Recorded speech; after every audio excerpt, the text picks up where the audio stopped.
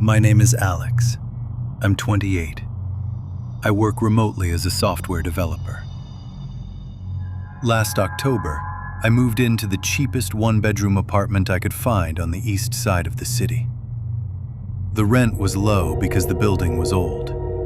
Peeling paint, creaky floors, that faint smell of damp plaster that never quite goes away. The landlord handed me the keys with a half smile. "Place comes furnished," he said. "Mostly junk. Feel free to toss what you don't want." In the living room corner, plugged into a cracked outlet behind a sagging couch, sat an antique rotary phone. Black Bakelite, heavy as a brick. The dial worn smooth from decades of fingers. The cord was coiled tight, like it had never been unraveled. I asked him about it. He shrugged. "Decorative. Hasn't worked in years. Previous tenant left it. Said it was sentimental." I laughed. Sentimental junk. I almost unplugged it that first day, but something about the weight of it felt solid, reliable. So I left it there. For the first couple of weeks, it was just a quirk. I'd spin the dial during boring calls, just to hear the clicks. Friends thought it was funny. "Retro aesthetic," I told them. Then, the ringing started. It was November 3rd. I remember because I'd just finished a late-night deploy. I crashed around 1 a.m. At exactly 3:33 a.m., the phone rang. One single ring. Loud, sharp, like a needle through the quiet. I jolted awake, heart slamming. The apartment was pitch black, except for the blue glow of my laptop screensaver. I stumbled into the living room, barefoot on cold hardwood. The phone rang again, once more, then silence. I stared at it for a full minute. Then I laughed. Old wiring glitch, faulty outlet. I unplugged it, wrapped the cord around the base, shoved it into a kitchen drawer. I slept like shit the rest of the night. Next night, same time, 3:33 a.m. One ring. The drawer was closed. I opened it, slowly. The phone was sitting exactly where I'd left it, cord neatly coiled, plugged back into the wall. No explanation. No one had been in the apartment. I picked up the receiver. Static. Then breathing. Slow. Wet. Close. Like the caller's mouth was pressed right against the mouthpiece. "Hello?" Then a voice answered. "Don't open the fridge tomorrow morning," it said. "You'll see why." Click. I dropped the receiver. It swung on the cord, banging against the side table. I yanked the plug out again. This time I carried the phone to the trash chute. Dropped it. Listened to it clatter down 12 floors. Gone. Or so I thought. 3 nights later, I came home from a grocery run. The phone was back. Sitting on the coffee table. Pristine. No dust. No dents. Plugged in. I didn't touch it. Slept with earplugs. White noise blasting. It rang anyway. "Don't answer the door at noon tomorrow. Not for anyone." I didn't. At noon, someone knocked. I never checked who it was. The warnings got more specific. Don't take the stairs after dark next Tuesday. I didn't. That night, the stairwell light flickered, then died. Something scraped along the railing behind me. Don't look out the window at 2 a.m. on Friday. I looked. A figure stood on the street below. Same height, same coat I was wearing indoors. It looked up and waved. December 18th. I decided to fight back. What do you want?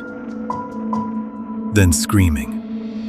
My own voice, raw, panicked, like I was being torn apart. Don't let me in! Please! Don't let me in! It's already here! The line went dead. I sat on the floor until dawn, the receiver in my lap. The apartment felt smaller, shadows longer. After that, the rings stopped. Almost 2 weeks. I almost believed it was over. I even started sleeping again. Fitful, but real sleep. Then, last night, it didn't ring at 3:33. It rang at 3:32. 1 minute early. I picked up before the first ring finished. No breathing this time. No whisper. Just my full name. Clear, calm, intimate. Alexander James Harlan. Spoken like someone standing right behind my left shoulder. I spun around. Empty room. The receiver was still in my hand. The line hummed softly, like it was waiting. I haven't slept since. I keep the phone on the table now, unplugged. But I know it doesn't matter. Last night, it rang again. 3:31. 10 seconds early. The voice didn't say my name this time. Open the door. I didn't. But I heard footsteps in the hallway outside. Slow, deliberate, stopping right at my threshold. They're still there, waiting. And the phone? It's starting to feel warm in my hand, like someone's holding the other end, very tightly.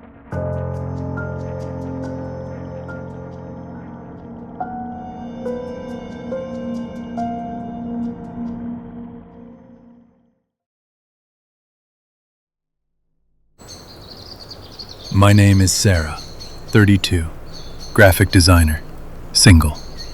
I bought my first house 2 years ago, a small 2-story fixer-upper on the edge of town.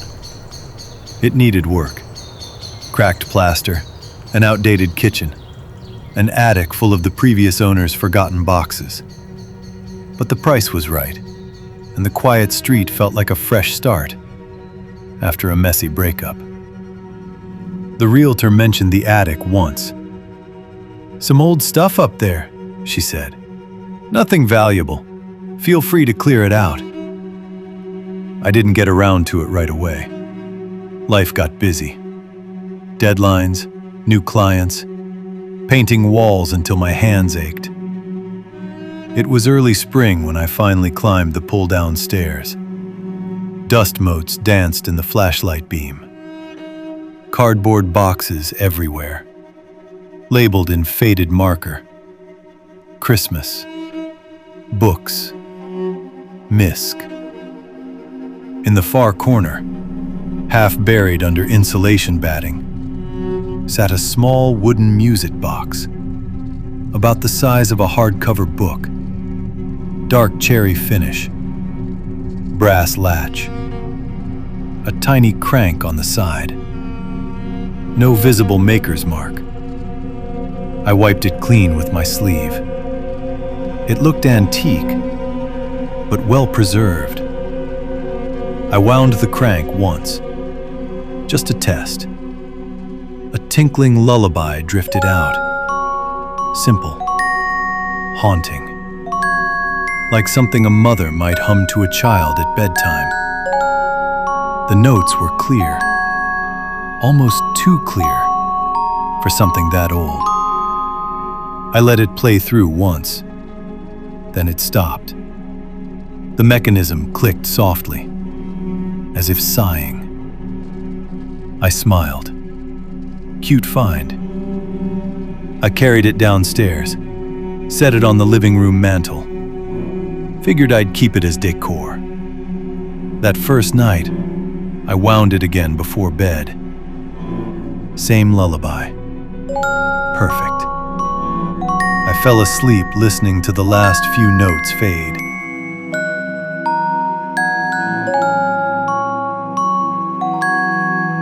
A week later, I noticed something odd. I came home late from a client meeting. The house was dark. I flicked on the light, and the music box was playing.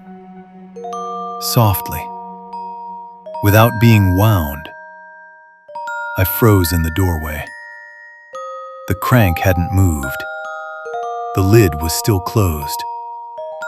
But the melody drifted through the room, slower this time. The notes stretched, like taffy. I walked over, lifted the lid. The metal cylinder spun on its own for a few seconds, then stopped. Silence. I told myself it was a fluke, old spring tension. Something mechanical. I didn't wind it again that night. But the next evening, it happened again. Around 10 p.m., I was in the kitchen making tea. The sound floated down the hallway, like smoke. I opened it mid-melody. The cylinder kept turning, then halted. The notes cut off mid-phrase. Jagged, unfinished. I started keeping a log. Dates, times, how many wines it took. None lately. How the tune changed. By the second week, it wasn't just slower. The key shifted. Minor. The lullaby sounded mournful, like a funeral march, disguised as a nursery rhyme. My sister came over one weekend. We were drinking wine on the couch when it started. That's creepy cute. Then she stopped smiling. Wait, it's playing something different for me. I frowned. To me, it was the same warped lullaby. She described it. A child crying, layered under the notes. Soft sobs, in rhythm with the melody. I didn't hear that at all. We argued. She left early. After that, I avoided the living room at night. One night, 2:47 a.m., the sound came from my bedroom doorway. Slow. Backwards. Yes. Backwards. The notes reversed, climbing instead of falling, like the lullaby was being sucked back into itself. Unnatural. Stomach turning. The box sat on my dresser. I hadn't moved it there. It comes back. I threw it away. Curbside trash. Watched the truck take it. 2 nights later, it was back. Lid open. Crank turning on its own. Whispers under the melody. Sarah. Sarah. Sarah. The mirrors. I started seeing things In mirrors, not reflections, glimpses. A child's face, pale, eyes too large. Gone when I turned. My reflection, winding the crank, while I stood frozen. Early June, I confronted it. Midnight, wound it fully. The lullaby started normal, then slowed, shifted minor, reversed. Whispers grew louder, names, mine, others. Then, my mother's name. She died when I was 12. I hadn't thought of her voice in years. "Sarah, come here, sweetheart. It's time." I slammed the lid shut. The music kept playing. Through the wood. It laughed. Now, the tune plays even when the box is closed. In my head. Constant. I can't remember things anymore. They're unwinding, piece by piece. This morning, I tried to remember my childhood bedroom. I can't picture the walls. I can't remember if this music box has always been mine. The crank is turning again.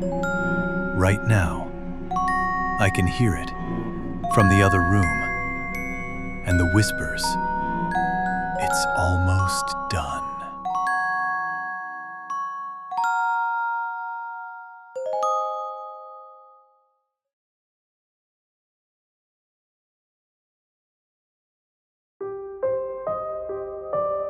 My name is Jordan.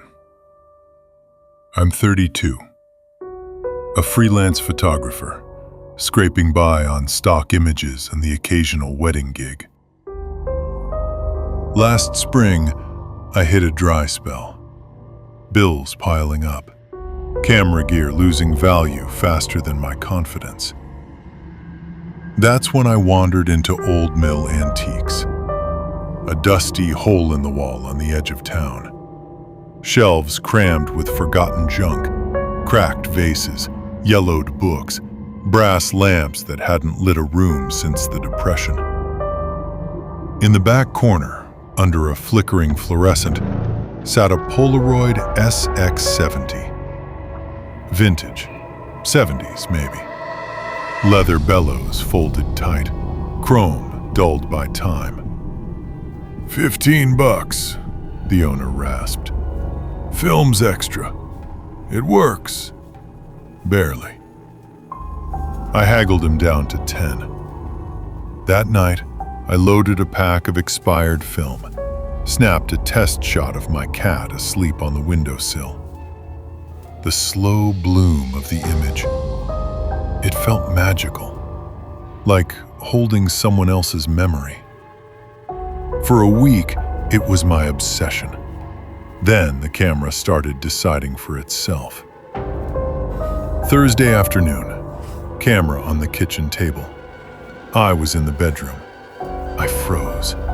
A photo was ejecting, face down, developing. It was me, sitting exactly where the camera had been. But the angle was wrong, too high, like it was taken from the ceiling. And the mirror in the background was empty. That night, another click. The photo showed the bathroom door, my silhouette inside, but my hands, they were raised, palms out, like I was pushing something away. I didn't sleep. I hid it in a drawer. In the morning, it was back on the table. Open, watching. The photos multiplied. Hallways with shadows shaped like fingers. A park bench where I wasn't smiling. Me asleep from the ceiling. No ladder, no explanation. June 12th, I woke to it. Over and over. 5 photos on the floor. My bed empty. The closet open. Me watching myself. And the last one? The camera. Held by a hand, not attached to anything. I ran, locked myself in the bathroom. The photo developed slowly. Too slowly. It was me, in the mirror, but the version holding the camera wasn't looking at the lens. It was looking at me. I smashed it, bagged it, buried it at the landfill, watched it disappear. For 3 days, silence. Then this morning, a thud at the door. One Polaroid, fresh. It's me, right now. But on the fridge, another photo. The mirror one. Only now, the reflection's hand isn't raised. It's holding a Polaroid, pointed outward. At you. I haven't opened the fridge yet, but I can hear it. And the smell, it's getting closer.